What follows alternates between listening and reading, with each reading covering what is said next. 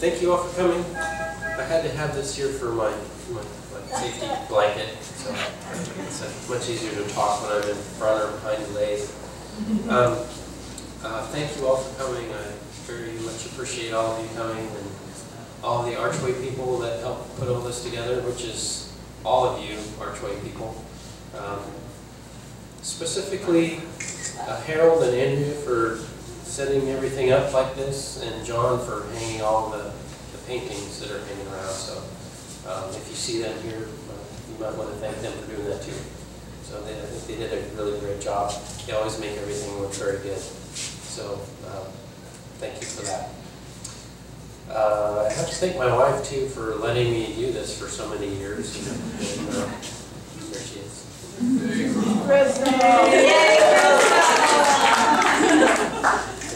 So thank you very much for that. And, so let me talk about some of the wood that I've done for the show this time. Margaret and I did a couple of collaborative pieces. One of them is over here in the front with the blue on the bottom. Margaret painted the blue, and there's some orange little things in there, and black, and it's pretty neat. And it's a humidor. There are two humidors. This one, the one kind of opposite back there, and the little box beside the humidor back there. Those three, everything is a box, by the way, except for the ornaments. So they do open. Those three are the only ones that actually will lift off. Everything else unscrews. Okay. So if you want to lift them up and try and open them, and they don't just lift off, then try and turn it. So, and it should open. If it doesn't, just call one of us that have a little Archway tag on there, and we can come over and help you out with that.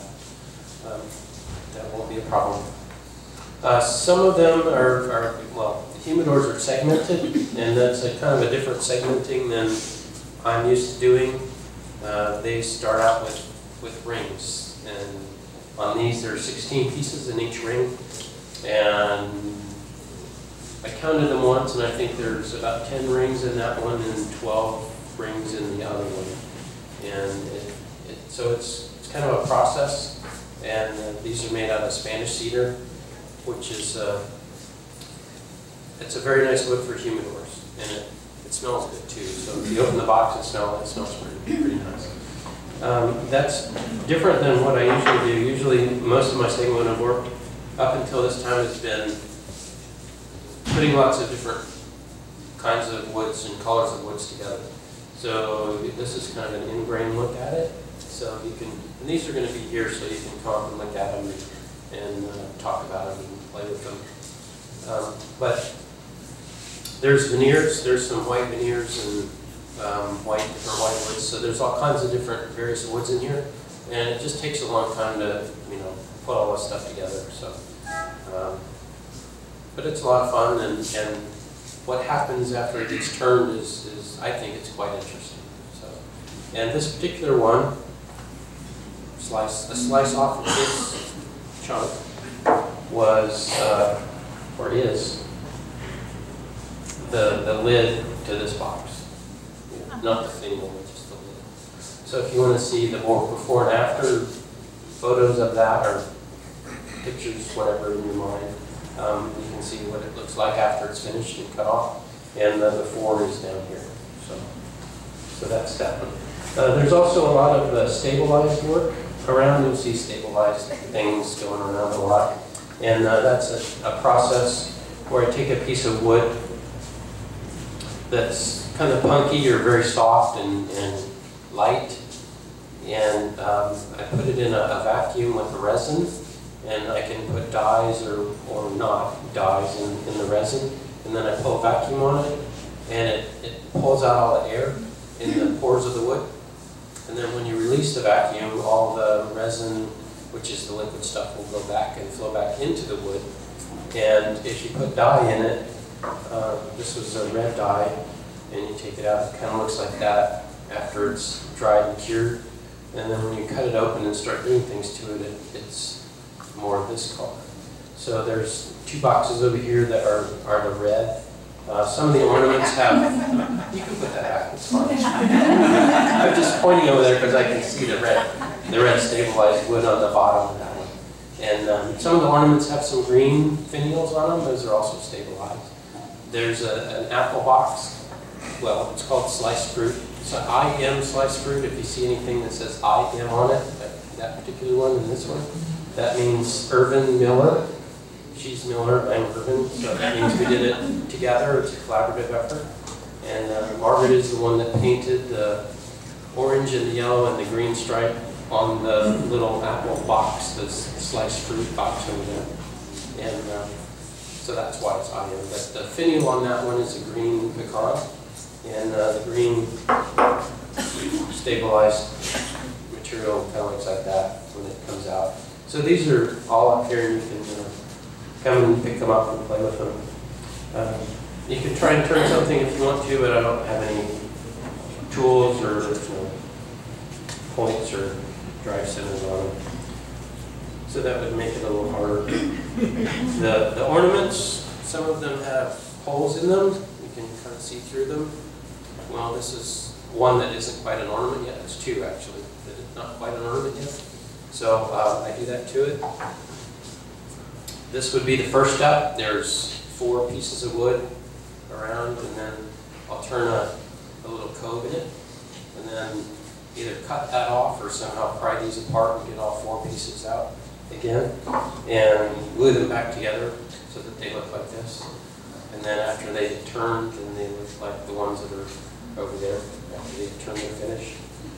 The other ornaments that I have are hollow on the inside. You may see little things like that on them, but if you don't see them on the inside, it's hollow, so it looks like that. So they're fairly light. There is one ornament over there that has been stabilized, and it is a box, and it's laying on a pedestal. It's not hanging on the ornament tree, and it does unscrew, so in case you're interested. All of these are for sale, by the way, so feel free to purchase all of them. Or, they make very good gifts. And as I said, the only 3 boxes that open with like a suction fit are the 3 that I mentioned earlier. The rest have threads, and this is a Corian threaded ring set, and I make these myself. You know, they're hand turned, so it's just 2 different rings made from the same piece of Corian. Corian is a plastic countertop material made by DuPont, and it starts out looking like that first, and then I turn everything away and turn it and makes it look like that, and then I epoxy them into the lids and the body of the box, and that's about it as far as that goes. So if there's any other questions, we'll take questions later. And you come and find us. What set you onto this particular path? You mean wood turning in general? Or? Yeah. Probably in high school or middle school, 8th or 9th grade. I was in a woods and metals class, and we got to turn a plastic handle for a screwdriver, and I also turned the inside of a wooden clock. It was a 12-sided clock, and I turned the inside of where the numbers went, and that's pretty much what I remember. So, and then the second tool that I had after I got out of college and got a real job was a lathe. So I guess it just kind of caught up with me again. So it's been fun, and I enjoy it. And please come to the December 17th if you're in town, and you can watch me do stuff on the lathe. And I'll go over this, how to do the threaded rings, and also the little finials on the top. People like to see that. It's kind of fun to watch. So, okay, with that, Margaret Miller is one of the people that helped me to join this gallery. She was in the gallery when I came on, and so I will let her tell her story. And thank you very much for being a partner in this.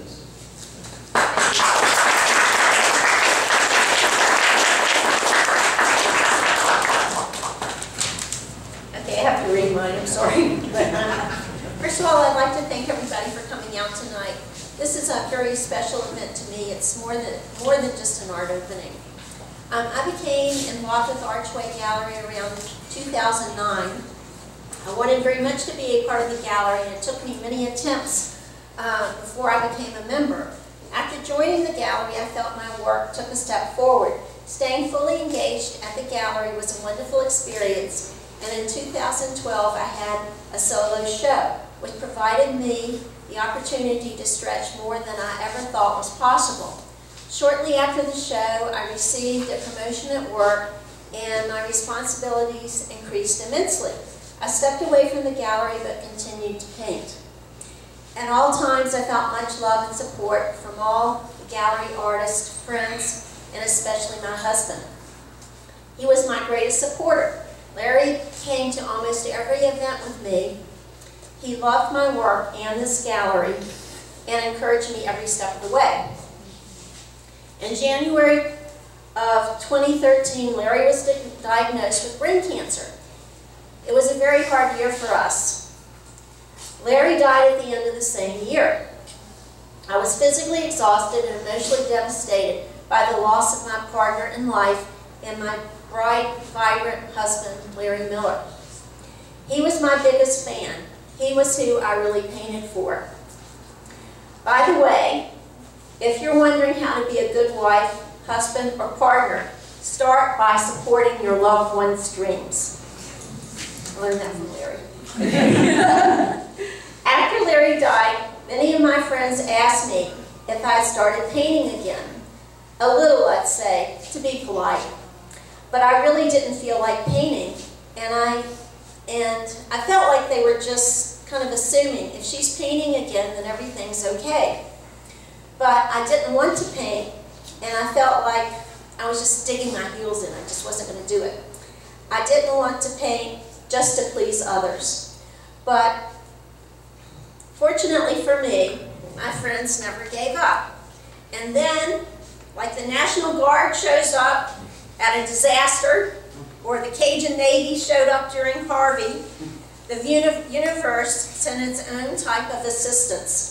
Tom asked me if I wanted to be in a show with him at Archway Gallery. I wasn't that crazy or stubborn. I said yes. Then came the hard part. I had a year to get it together. I kept waiting for Larry to speak to me, you know, for the Spirit to move me. Then I realized, I guess it's just not going to happen that way, so I better get up off my ass and make it happen. Painting by painting, I began to feel a little more attuned to my environment. I began to feel the connection for the joy and friendship and life, and to smack it down on the canvas. A spirit, like the breeze you feel when you open a window on a beautiful day, like the connection I have with Larry, the one that's very gentle, but its presence is always here with me. When I'm happy, he's happy. So now I get it.